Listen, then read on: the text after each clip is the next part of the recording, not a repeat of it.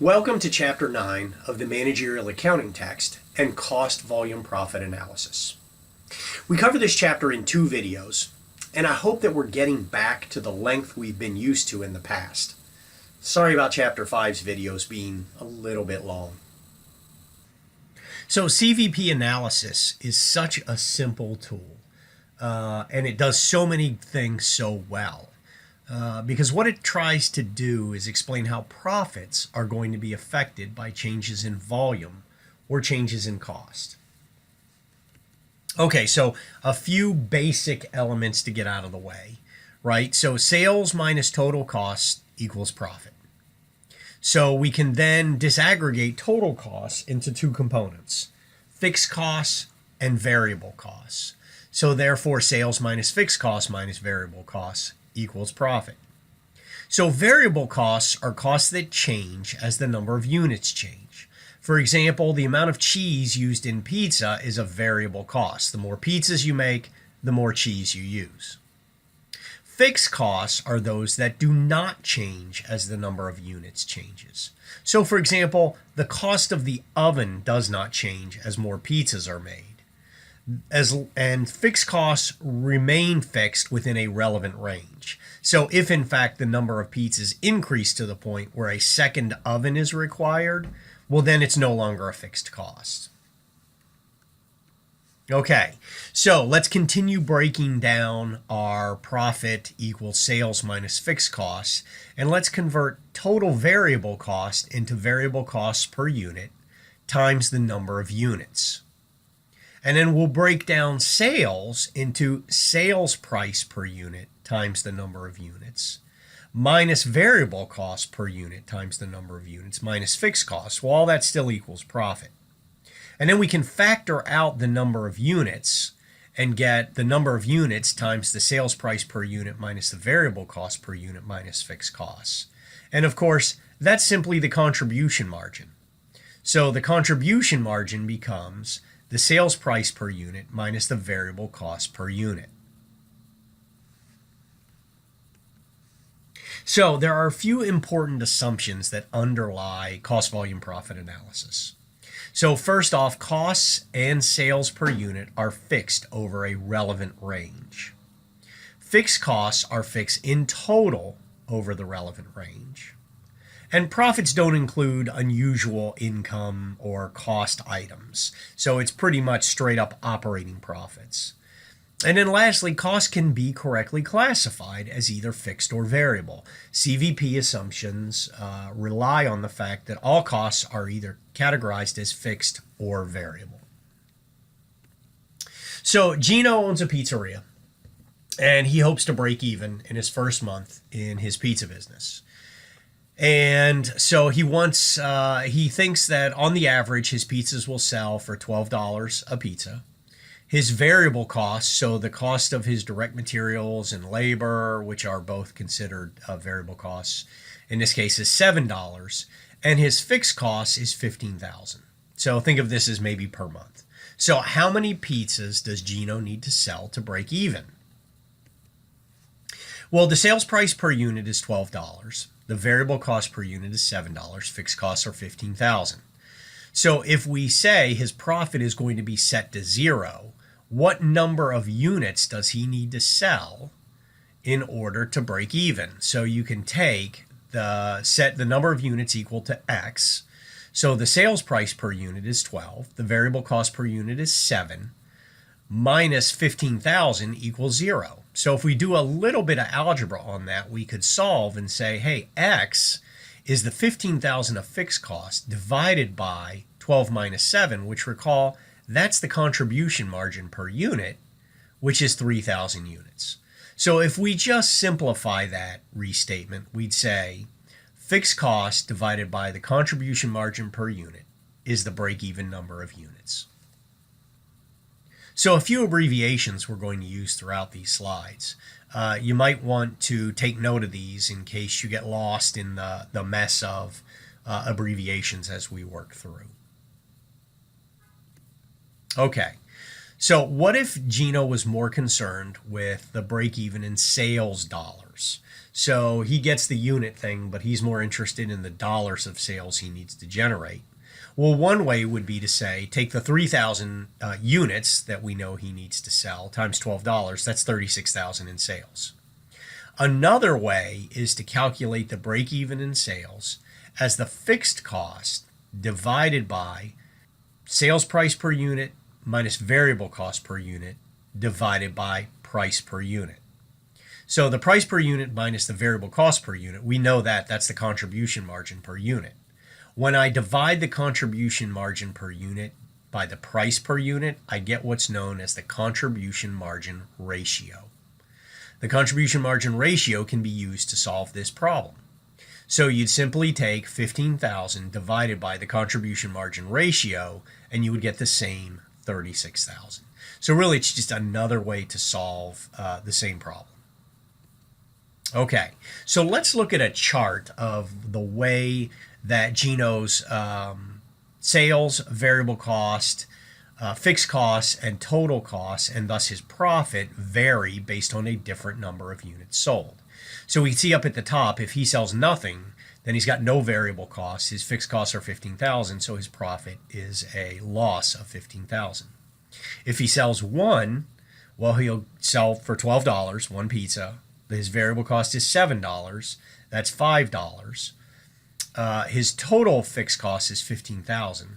So his total cost would be 15,007, but in any event, his profit is 14,995. So that's the fixed cost minus that $5 contribution margin per unit for the one unit. And you can see that as he sells more and more units, what happens is he slowly starts to first cover his fixed cost until ultimately he gets to break even at 3,000 units. And then once he clears 3,000 units, he starts to generate a profit. And the profit he starts to generate is effectively the number of units over break even times his contribution margin per unit, right? Which we know that's $5. So at 4,000, he's $1,000 over break even. So he generates 5,000 of profit. At 6,000 units, he's now 3,000 above break even. 3,000 times 5 is 15,000. And sure enough, that is his profit. We can also look at this graphically. Now, again, I drew this the best as I could, but it's definitely not to scale. So now we can look at let's look at the 15,000 intercept line. And you can see that that represents his total cost, right? So we start at 15,000. That's the intercept when the number of units is 0. And then slowly what happens is that climbs as the number of units he sold increases the variable cost as well in total. So ultimately, we know the slope of that line is 7 because that's his variable cost per unit. When we look at total revenues line, well, that's simply the number of units times the sales price.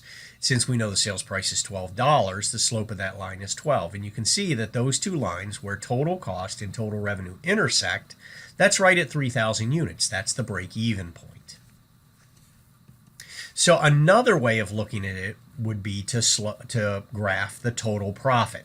And you can see, again, with 0 units sold, we lose 15,000, which is the fixed cost. At 3,000, which was break even, then profit is 0. And then, of course, profit increases as we go beyond 3,000, just as we discussed.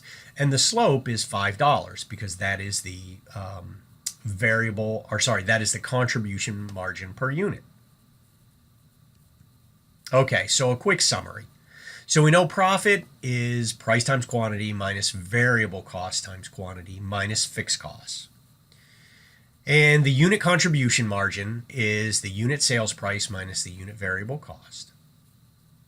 And unit contribution margin is also the increase in operating profit for a unit increase in sales. And the total contribution margin is the unit contribution margin times the number of units sold. Okay, let's do some examples of cost volume profit analysis. So we're going to start with Wrigley Manufacturing, and they sell weed trimmers at discount hardware stores. And if we look at their 2017 results, this is what they look like. We had sales of 12,500 units times $84 a unit. That was about $1 million in sales. Variable costs for the same 12,500 units are $63 a unit. So that leaves a contribution margin of $262,500, which I think we could also say is $21, which is the contribution margin per unit. That's 84 minus 63 times the 12,500 units. Wrigley has fixed costs of $296,000 and therefore an operating loss of $33,500. So we need to determine what would the break-even point be for Wrigley in units and dollars.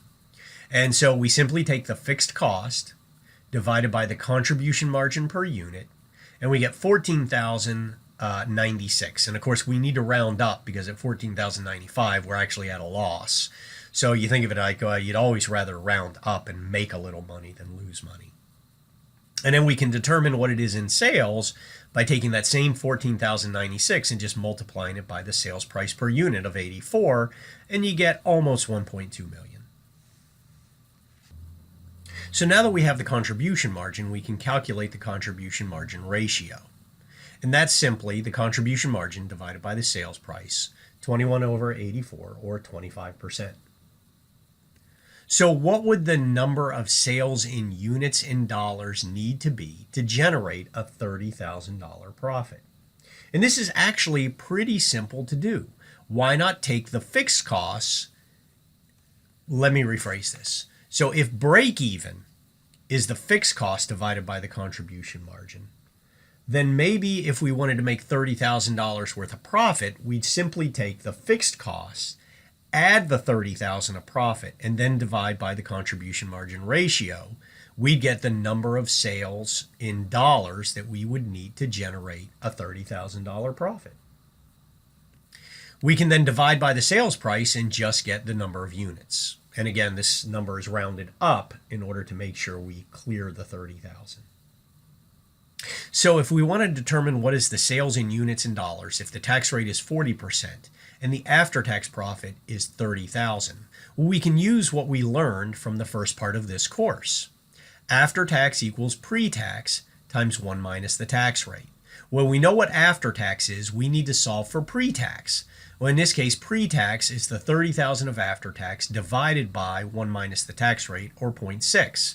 So pre-tax needs to be 50,000, and now we can apply the same formulas we did earlier. So instead of adding 30,000, we want a $50,000 profit plus our fixed cost divided by 25% is almost 1.4 million, or about 16,500 units. So if we wanted to, we could check our work for this, right? So let's make sure we're doing everything right. So at 16,477 units times 84 a unit, you get about 1.4 million in sales.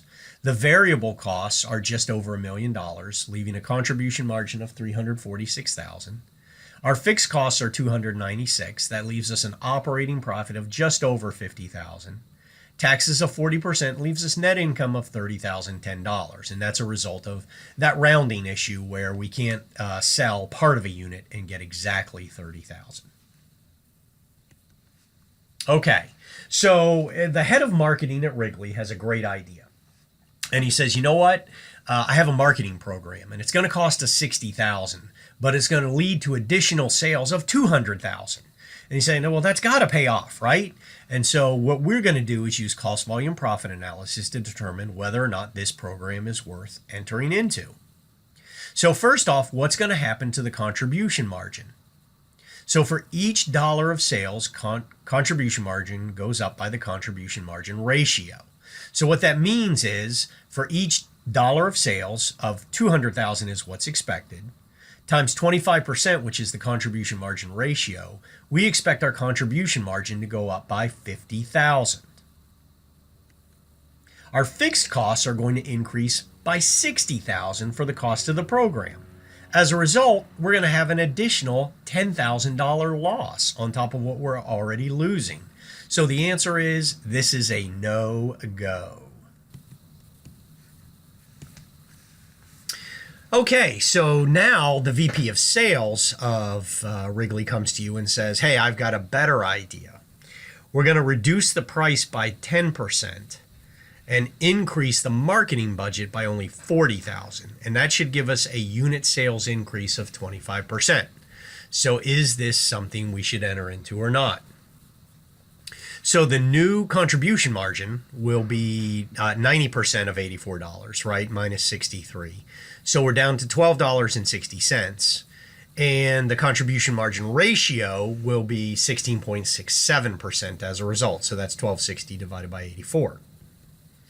So the new sales amount should go up by 25%, right? Multiplied by our new sales price. So our new sales goes up to $1,181,250, but our contribution margin drops to $196,875. And that's because the contribution margin ratio has dropped as a result of the price decrease. Our fixed costs are actually increased by 40,000. So our new income is much worse. And so this is a terrible deal, and it's a total no-go. Okay, so now the vice president of operations chimes in and says, hey, I have a good idea. Let's buy a part from an overseas manufacturer. That's going to save us $5 in variable cost per unit, but we are going to need to retool our existing equipment in order to handle this new part. And that's going to increase our fixed cost by $50,000 a year. So is this swap of $5 of variable cost per unit worth it for the increase of $50,000 in fixed costs per year? So the contribution margin goes up to 26 per unit, and the contribution margin ratio goes up to almost 31% now.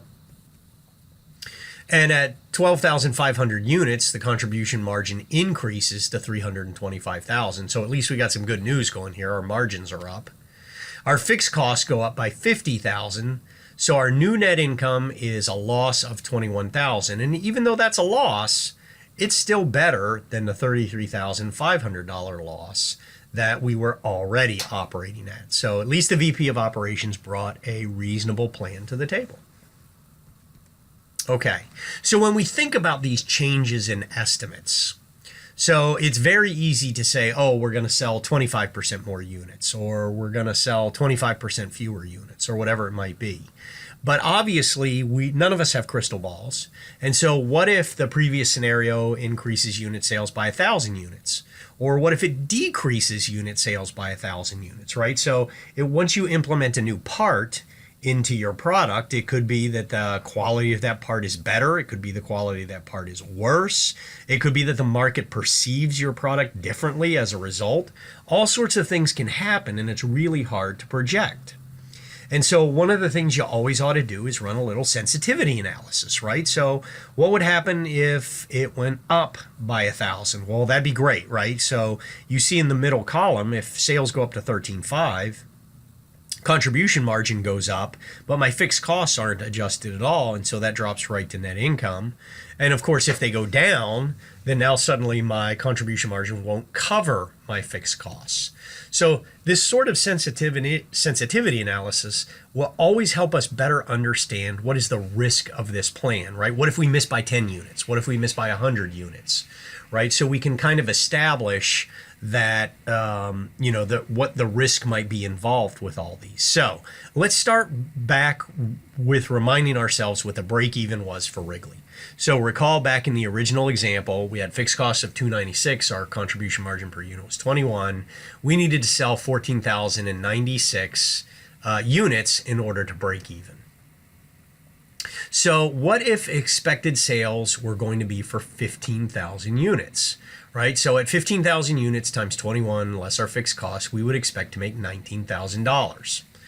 So that's great. What if it was only 14.5? What if it was 14.2, right? And we can examine how the operating profits differ between all of these scenarios, right? So as long as our projection would remain over break even, then at least we know we have some margin of safety. And that is exactly what that is called. A margin of safety is the number of units above break even. So in our situation, 15,000 would be 904 units above break even. And we can refer to that more meaningfully as a percentage, because 904 units, well, what if we were selling 1 million units, right? Now we're only selling 15,000, but if we were selling 1 million units, then 904 would be nothing, right? It'd be less than 1%. We wouldn't even care. So we measure this as the margin of safety ratio, and think of that as your margin of safety divided by your planned sales. So in this case, 6%. So we could say, okay, well, look, we've got this plan. Our vice president of operations says if we do these things and take the part and have some increased fixed costs but lower our variable cost, we should be better. Well, what is our margin of safety for adjustment, right? And the bottom line here is we could lose 6% of our sales and still at least make money. And that's what the margin of safety is used for. Like, what is the safety level above? Now, you can insert income levels inside your margin of safety, right? You could certainly say, well, what is my margin of safety over profits of $10,000, right? We have to a minimum make $10,000. Well, that's no big deal. You just add the 10,000 into your fixed costs and you will get whatever that is. So hopefully this makes sense to you guys. All right. So now Wrigley is considering outsourcing almost all of the manufacturing, and they're only going to assemble in the US, right? So this is a pretty drastic change. So think of this as a replacement of fixed costs with variable costs. So variable costs are going to increase to $83.48, and fixed costs are going to decrease down to $40,000. So you can see in the chart in the upper right, fixed costs used to be $296, and now they're down to $40,000. But you can also see that at $84 sales per unit, we're only making 52 cents of contribution margin per unit, which is not very much, right? So at 12.5 of units, we're making $6,500. That's clearly not going to cover our fixed costs, but that does leave us exactly the same as where we are. So you might say to yourself, oh, okay, well, that seems like a reasonable thing. We're no worse off if we do this. So why don't we go ahead and do it? So let's look at the old cost structure and do a little sensitivity analysis, right? So this was when our fixed costs were $296. Our contribution margin per unit was $21. And you can see that in a scenario when we're only selling 10,000 units, we're losing 86,000. And then if we sell 12.5, there's the 33.5. There's our break even at 14,096. At 15, we were making 19,000 of profits, 16,000 units, 40,000. At 20,000 units, we were making 124,000 in profits. Let's compare that to the new cost structure where we flipped all of our fixed costs for variable costs. And wow, look at the difference. So even though at 12,005, we were the same, the problem is now none of that increase in sales units is driving really any additional profit because it's only 52 cents. So our contribution margin ratio is teeny, teeny, tiny, right? 52 cents out of $84.